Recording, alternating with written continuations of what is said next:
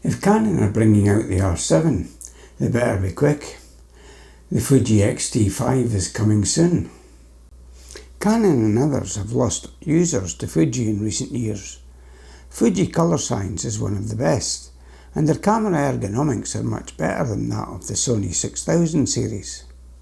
The X-T2, 3 and 4 have all been well received and generally recognised as one of the best hybrid cameras out there.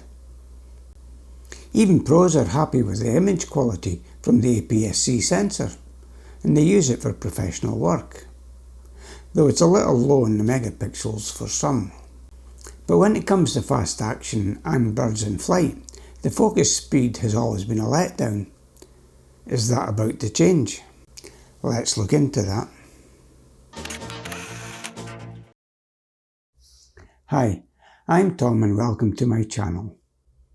Fuji had a runaway success with the X-T2 and 3. At that time, Canon were struggling to offer a decent hybrid with a heavy crop and motion JPEG in the 5D4. And their APS-C line could only manage 1080p.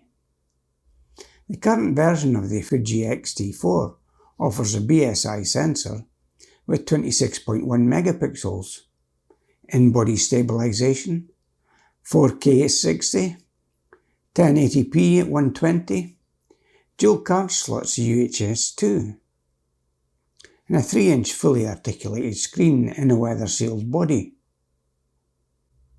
The only real differences between the X-T3 and the X-T4 were IBIS and an updated AF. Some battery improvements as well. Many Canon users got tired of the wait for a mirrorless crop frame camera, and the X-T3 was the clincher that made them jump ship. Even Sony users made the leap as the ergonomics, handling and menu structure, including the access to buttons and dials, were so much better than the A6000 series. The Fuji body, although smaller and lighter than a Canon full frame, still manages to retain the usability and handling characteristics that ex-Canon users were looking for. So the Fuji X-T3 and 4 offered another route for Canon users who didn't like the small buttons and tiny grip on the Sony camera. However, Canon stopped a lot of the exodus with the R5 and R6, especially with AI autofocus. Sony and now Canon definitely have a lead over Fuji in this area, even after the improvements Fuji made with the X-T4. However, a lot of X-T3 users weren't persuaded to update. And with the R5 now being available, these factors slowed sales on the X-T4. But is this about to change?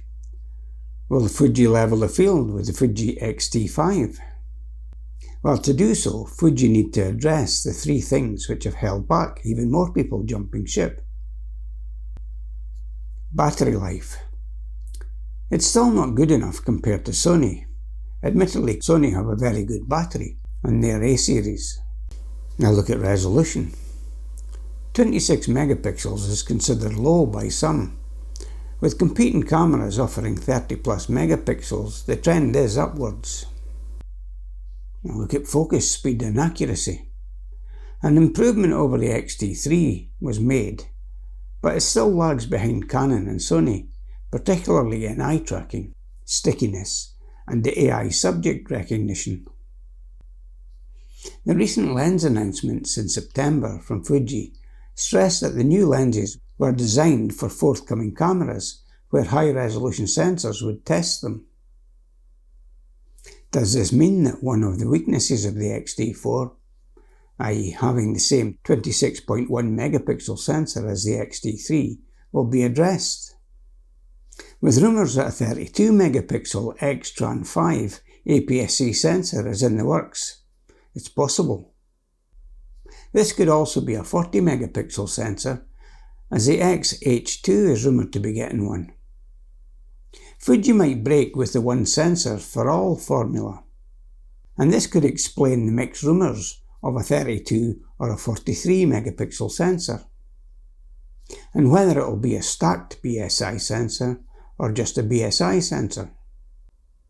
On battery life, there are a number of ways to tackle this, but my guess would be that Fuji will have another more efficient processor in the works to minimise that power drain.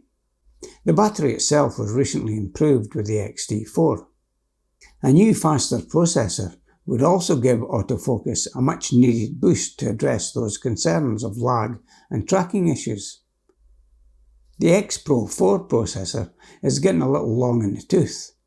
Let's hope Fuji have the X Pro 5 in the works. Fuji have a long history of listening to users and addressing shortcomings. If Fuji can fix these three issues with the X-T5, this could cause a huge problem for Canon, with the X-T5 announcement expected next month. If Fuji get the X-T5 out before Canon release the R7, it could drain away demand for that camera, and the Canon R7 might have missed the boat. The fast-action mirrorless APS-C market is underserved at the moment, and a lot of 7D Mark II owners are waiting to see who gets there first, Canon or Fuji.